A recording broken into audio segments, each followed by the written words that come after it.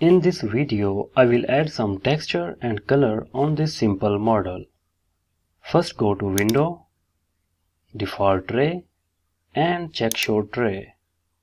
You can see Default Tray over here, and now again go back to Window, Default Tray and check Materials.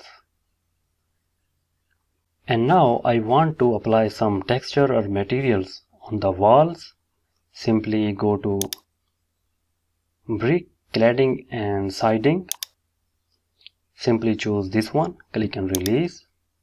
And now we can apply on walls. You can see the bucket, so it means the tool is activated, and now we can apply materials. Simply click and release and click and release. And now go to Roofing. So I want to apply this texture on the roof. Simply click and release. We can apply on both sides. And now go to Wood.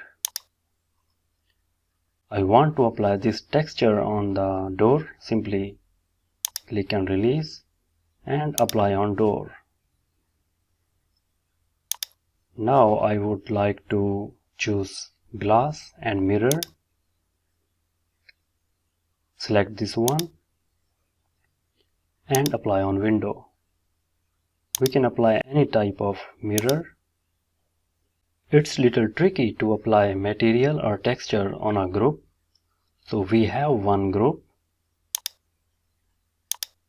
Now I would like to choose Landscaping.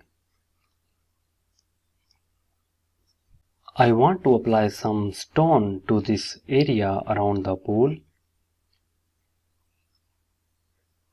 Simply click the stone and apply on it.